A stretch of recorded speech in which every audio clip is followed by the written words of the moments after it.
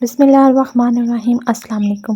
آج جو میں آپ کو کہانی سنانے جا رہی ہوں وہ دو دوستوں کی کہانی ہے، طلحہ اور حارث۔ طلحہ اور حارث بہت گہرے دوست تھے، ان کی دوستی دور دور تک مشہور تھی۔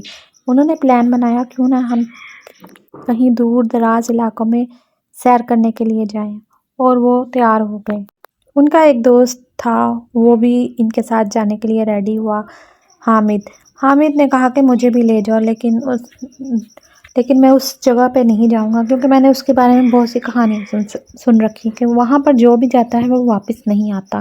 تو ان دونوں نے اس کا مذاق اڑایا اور کہا کہ نہیں، ایسا کچھ بھی نہیں ہے، میں تو ضرور جاؤں گا۔ اور اس طرح وہ ریڈی ہو گیا اور وہ تینوں اپنی گاڑی پر تیار ہو کر چلنے لگے۔ ابھی وہ آدھے رستے پر ہی پہنچے تھے تو ایک جنگل سٹارٹ ہو گیا، اور حامد نے بتایا کہ یہ وہی جنگل ہے جس کے بارے میں نے آپ کو بتایا تھا کہ یہ بہت خطرناک جنگل ہے، یہاں پر بہت سا سایہ ہے اور حد سے زیادہ ہے، تو آپ یہاں سے، میرا تو دل کر رہا ہے میں ابھی واپس چلا جاؤں۔ اس کے دوستوں نے اس کا مذاق اڑایا اور کہا نہیں آپ چلو، کچھ بھی نہیں ہوگا، اور پھر وہ چلتے ہی گئے۔ ابھی آدھے ہی رستے پہنچے تھے تو انہیں دور سے ایک بوڑھی اماں دکھائی دی۔ اس بوڑھی اماں نے کہا کہ مجھے اس میں بٹھا لو اپنے ساتھ، مجھے آگے جانا ہے، مجھے اپنے گھر تک جانا ہے۔ تو انہوں نے کہا ٹھیک ہے آپ بیٹھ جائیں۔ پہلے تو طلحہ نے منع کیا کہ رہنے دو، مجھے کچھ خوف سا فیل ہو رہا ہے، عجیب سی اماں ہے، لیکن پھر بھی انہیں ترس آیا کہ بوڑھی ہے، چلو بٹھا لیتے ہیں۔ تو انہوں نے اپنے ساتھ اسے بٹھا لیا، اور جیسے ہی انہوں نے اس کو بٹھایا، اس کی تو تھوڑی دوری گزرے تھے کہ عجیب سی آوازیں نکالنا شروع ہو گئی اور کہنے لگی کہ مجھے بس ادھر روک دو اور تم میرے ساتھ میرے گھر چلو۔ اس طرح عجیب آوازیں نکالنے لگی۔ تو وہ دونوں تھوڑا سا ڈرے، لیکن پھر بھی طلحہ تھوڑا نہ ڈر تھا، تو اس نے کہا اماں اگر آپ نے اترنا ہے تو ادھر اتر جائیں، ہم آگے جا رہے ہیں۔ لیکن وہ پھر بھی کہنے لگی چلو مجھے اپنے گھر تک لے جاؤ، میں بھی تمہیں اپنے گھر انوائٹ کرتی ہوں، آجو آج کا کھانا چلو میری طرف کھا لو، تھوڑی ہی دور ہے، تھوڑا سا اور چلو۔ وہ گاڑی میں بیٹھے ہوئے تھے تو ان کی گاڑی مسلسل چلی جا رہی تھی، لیکن انہیں ایسے لگ رہا تھا کہ جیسے عجیب سا ان کے ساتھ فیل ہو رہا ہے، ان کے کندھے بھاری ہو رہے ہیں، اور وہ بار بار ایک دوسرے کو کہہ رہے تھے کہ مجھے تھکاوٹ ہو رہی ہے، جبکہ ابھی تو وہ فریش تھے۔ جب سے یہ اماں سوار ہوئی ہے ان کے مائنڈ میں آ رہا تھا کہ شاید اسی وجہ سے یہ کوئی اور چیز نہ ہو، یہ سوچ کر ان کے سرخ رنگ ہو گئے، لیکن پھر بھی وہ اشاروں میں ایک دوسرے سے بات کرنے لگی۔ اماں سب سمجھ رہی تھی، اس نے زور سے کہکا مارا، تو یہ دیکھ کر تو ان کی ہوائیاں اڑ گئیں۔ انہوں نے کہا اماں آپ نے اترنا تو اتر جائیں۔ اس نے کہا نہیں تم بھی میرے ساتھ چلو گے۔ تو انہوں نے کہا نہیں ہم نے آپ کے ساتھ نہیں جانا، آپ اتر جائیں۔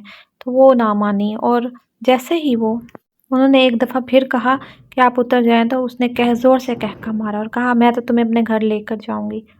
یہ کہہ کر وہ انہیں کہنے لگی چلو اترو، میں آپ کو اپنے گھر لے کر جاتی ہوں۔ وہ سب تینوں کے تینوں اترے اور اس کے پیچھے پیچھے چلنے لگے۔ وہ اماں چلتی جا رہی تھی اور ایک ڈنڈا بھی اس کے ہاتھ میں تھا، ایسے لگ رہا تھا جیسے کوئی چڑیل ہو۔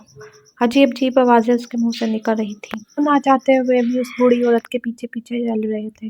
ان کے قدم اتنے بھاری ہو رہے تھے کہ جیسے ان کے اوپر پتھر رکھ دیا گیا ہو، اور اس بوڑھی عورت کے قدموں کی آواز اتنی زیادہ تھی جیسے کہ کوئی زلزلہ آ رہا ہو۔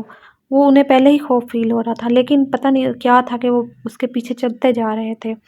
وہ عورت جیسے جیسے چل رہی تھی پیچھے سے عجیب سی نشانیاں چھوڑے جا بوڑھی عورت ان کو اپنے عجیب سے گھر میں لے کر گئی۔ گھر کے اندر داخل ہوئے تو انہیں عجیب سی اسمیل آئی، جیسے کسی خون کی اسمیل ہو۔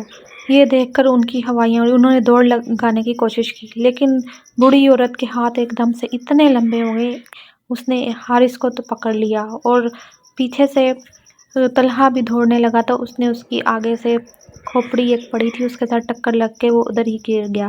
اور پھر جیسے ہی تیسرے نے بھاگنے کی کوشش کی، اس نے پتہ نہیں کیا سحر کیا اور اس کے اوپر پھونکا، اور اس کے بعد انہیں تینوں کو کوئی ہوش نہیں۔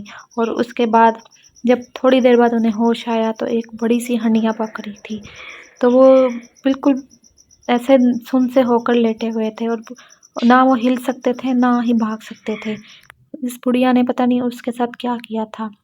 اور اس کے بعد وہ واپس نہیں جا سکتے تھے، بلکہ وہ اس جنگل کا ہی حصہ بن گئے، کیونکہ اس کے بعد آج تک پتہ نہ چل سکا کہ وہ کہاں غائب ہوئے ہیں۔ ان کی گاڑی پائی گئی اس جنگل میں۔ اور ناظرین، اگر آپ کو یہ میری کہانی پسند آئی ہو تو شیئر اور میرے چینل کو سبسکرائب ضرور کیجیے۔ اوکے، مجھے اجازت دیجیے، اللہ حافظ۔